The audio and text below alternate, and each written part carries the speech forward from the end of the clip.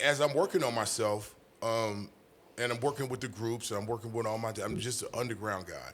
I get a call from Snoop, and he's like, "Hey, I want you to get on a song with me. Dre gonna produce the track. I want you to go meet him over here at the studio."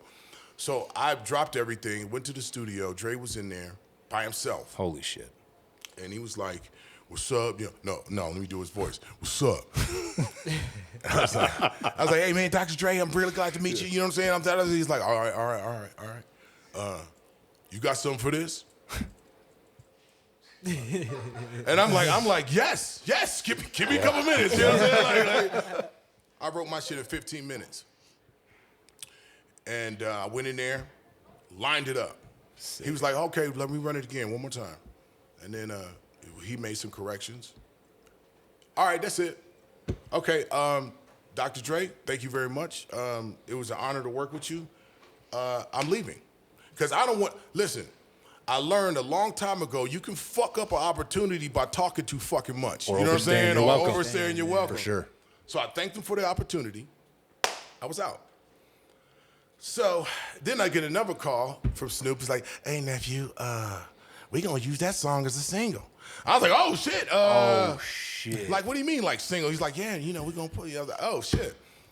So we shoot the video. Boom. Out of control. And then I get a call from Dre personally. Because now we're building a relationship, right? There's a lot of bullshit that happens around Dr. Dre. So he got to be careful about who he fucking lets in the fucking circle, Dr. Dre. Right? Most legendary hip-hop producer of all shit. time. You got to think about it. He lost NWA. He lost Death Row. 2 giant companies. Massive. 2 of the biggest. And built Aftermath. The biggest. The biggest. Yep. So you gotta know that the magic is with all the founding fathers first. But Dre has something special. So, he's protected, right? Yeah. So I get a call from Dre and he's like, "Yo, I really like what you did on the record. Why don't you come by? Want to see, do you want to get down and see if you can put something for the 2000?" Yes, nigga. Like, Dre asking you like you gonna say no. Yeah, like, for real. Like, I don't know if you want it. Like, nigga, yes, Of nigga. course. Okay, let's Yeah. go. So I go in the studio and he's like, "All right, what's up, X? You know what I'm saying? What you got for this?" Psh, boom, boom, boom, boom, boom. And nobody's verse is on it except his. M's not on it yet. So again, I jot my shit, I kick it in, and then it makes it to the album. That's fucking crazy, Right. bruh. And then you don't know you're on the Dr. Dre record until the actual album comes out. You know what I'm saying? Yeah, you can set it up. You can do all they line everything up, but you don't know what's gonna actually make it. So you see heard that the track final list. version with the rest of us? Absolutely. That's fucking insane. No. That's not true. That's not true. Dr. Dre trusted me with a copy of the entire master like a month before it came out. Man, and that was when leaks were. Yeah, I protected that bang. shit with my motherfucking life. You know what I'm saying? But it was like I had to absorb what was happening, but not stay too long looking at the shiny ball.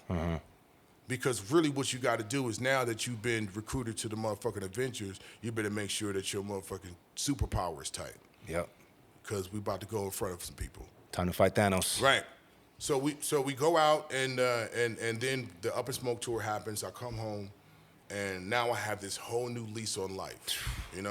This whole new lease on life. Like the entire world knows Xzibit. That came with the black and purple Geo tracker off the 40 all the way to motherfucking California. Fucking TRL. Right. Fucking crazy. Into this whole stratosphere, right? So it was moving really fast, and I say I paid my tuition to the School of Experience, right? I like that. I learned a lot about what to do, what not to do, what's good for me, what's not good for me. I gained a lot, I lost a lot. I gained it back, I lost it again. And I got it back again. You know what I'm saying? But that's what it takes. But I never look backwards, and I never say die, and I never quit. It's okay, man. When I write my book, I already got the title. The title of my book that I write is going to be called "Can You Take a Punch?" I like that. And I'm going to elaborate on a lot of the stories that involved in that time frame. But how I started and how I got there and where I am now, in this moment, I feel clarity. I feel strength. I feel like I'm speaking from a position of power and experience. Well, I had the pleasure of fucking listening to the almost done version of the album, and I can tell you 1,000% without a shadow of a doubt that translates, my brother. Yeah. Thank you, man. I'm sitting here tripping though. You mean to tell me the first record with Dre was Bitch Please and Snoop? Yep. And the second one was Pop Bottles and Hollow Points in each and all of you? No, there was some records in between. Oh, I was about to say, that's fucking crazy, dog. Yeah, there was like we were messing with the idea of what an Xzibit album would sound like. Right? Dre named it Restless. And he named it because he was walking by me. He's like, "What's that?" "Oh, the tattoo on my neck, it says Restless. Mr. Cartoon did it." He said, "Oh, that's the name of your album." Just kept walking. I was like, It is. yeah. All right, Restless it is. And then boom, like it's just that simple. Like he can, he has an eye and a knack for finding the right thing, the right frequency, the right sound, the right drum, the right kick, the right, chorus. Is that why everybody says he's the hardest producer that they've ever worked with? Why people are scared to get in the studio with Dre? Nah, you're only scared when you're not prepared. I like that. That's bars. Yeah, that's bars. Yeah, if you do the right thing, if you really want this, if you really want anything, you're gonna spend your 10, 20,000 hours perfecting your skill. Yeah. And when you perfected your skill, and you can now you can be the artist that you're supposed to be. Because you're not doing things wrong. You're making the right choices at the right time, the right things. You know how to put it together. For sure. Now you're giving the public the best version of yourself. That was called product development, right? Or artist development, right? And so now it's they in there yelling. Yeah. Ain't no one robbing the place, don't worry, dog. Yeah. I was about to, hey, country, go out there and check Go see what the fuck's on there. Yeah. We are on Central, dog, but they got good security up front. Yeah, sock these niggas out, man. Hey, hold up. No. Cut the pot, let's go. Yeah. But what was I saying? We were talking about how, because you hear, when you see interviews, right, from obviously someone has never met Dre, I'm from an complete fan outside perspective. You hear people talk about it like, man, Dre's so hard to work with. He's a perfectionist.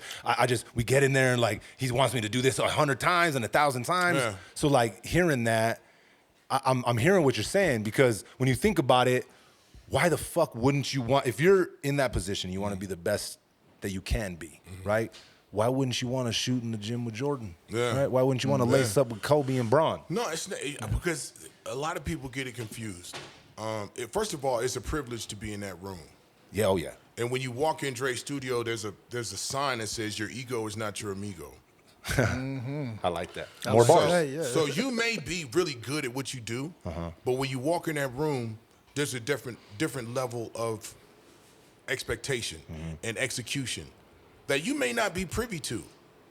A lot of artists feel like the first thing that comes out of their face is the right thing. And it may sound good, but in that room, let's push it. Yeah. What can we say that may be a little more clever? And then once you start getting like adapted to that rising to that level of expectation at a fast pace, then it just gets better. You start finding things out about your creativity that you might not have known. It's easy to stay in rest all the time, right? Well, like, I'm happy with what my sound is, but push, try, do something else. And so that's why when you get in there with Dre, if you're not willing to do that, if you like stuck, it's been working for me this far. It's like, okay, well, nigga, what are you here for? What are you here for? Yeah.